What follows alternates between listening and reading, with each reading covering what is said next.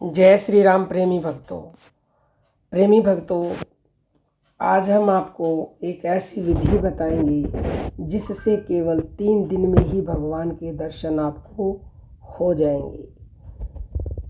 सभी इंसान चाहते हैं कि उनको भगवान के साकार रूप में दर्शन हो जाए, तो साकार रूप में दर्शन होते ज़रूर हैं, लेकिन किस तरह से होते हैं और बहुत ही कम व्यक्तियों को साकार रूप में भगवान के दर्शन होते हैं। और वो कैसे होते हैं? वो भाव के कारण ही होते हैं। किस तरह का भाव होता है वो हम छोटी सी एक कथा के द्वारा आपको बताते हैं।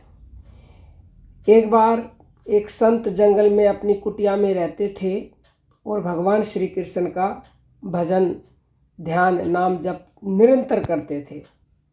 उनका मानना था कि एक दिन श्री कृष्ण उन्हें साक्षात दर्शन देंगे।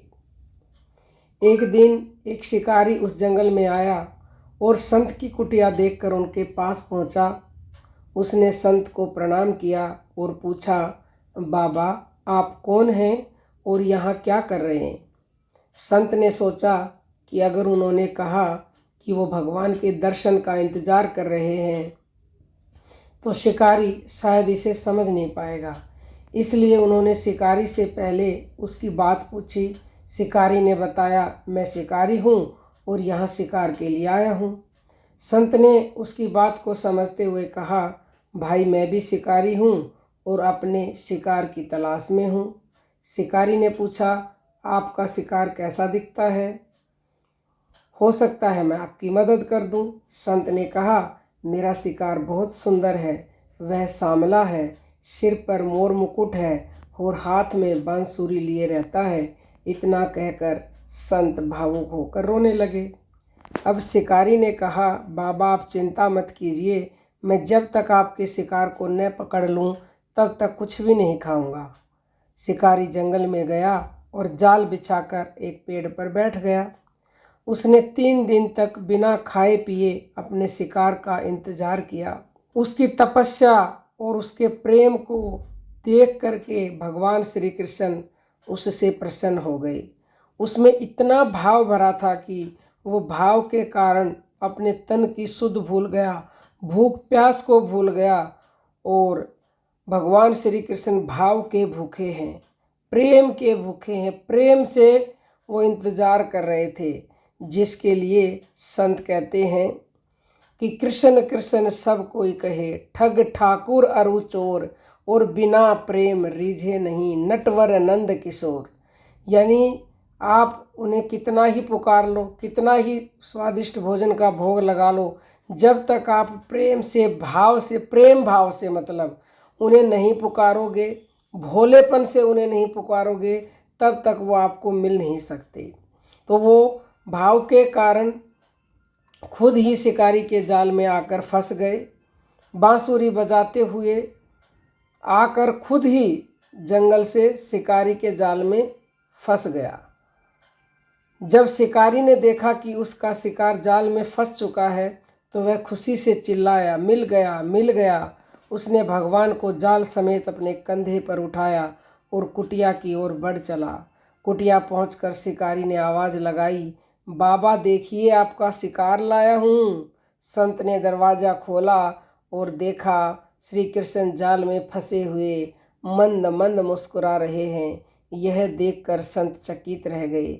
संत ने शिकारी के चरण पकड़ लिए और रोते हुए बोले, प्रभु मैंने आपको पाने के लिए कितने प्रयास किए, लेकिन आज आप इस भक्त के प्रेम भाव के कारण दर्शन दे रहे हैं। श्री कृष्ण मुस्कुराते हुए बोले, संत जी यह शिकारी मुझसे सच्चा प्रेम करता है। इसका भाव आपके भाव से बहुत अधिक है। इसका विश्वास और भाव आपके प्रयासों से ज़्यादा गहरा है। इसी कारण मैं इसे 3 दिन में ही दर्शन देने के लिए मजबूर हो गया हूँ और साकार रूप में दर्शन देने के लिए आ गया हूँ। लेकिन आपकी भक्ति भी कम नहीं है, आपके कारण इसे यह अनुभव मिला है। फिर भगवान ने संत और शिकारी को आशीर्वाद दिया। समझे भाव कैसे बनता है कि तो भगवान आ जाएं। अब भाव आएगा नाम जप करने से ही।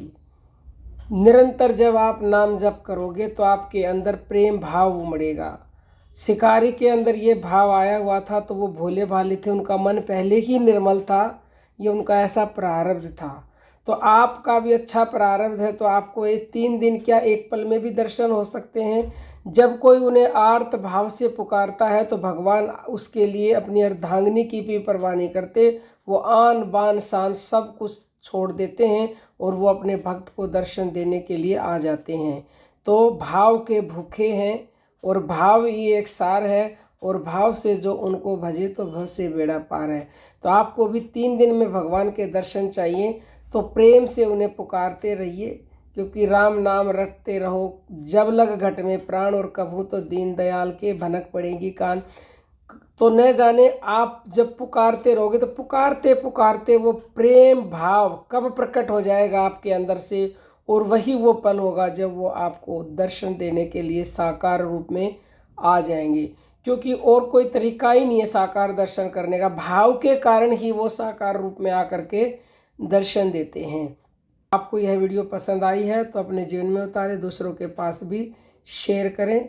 अब हम अपनी वाणी को विराम देते हैं। सभी साधकों को प्रेम भरी जय जय श्री राम।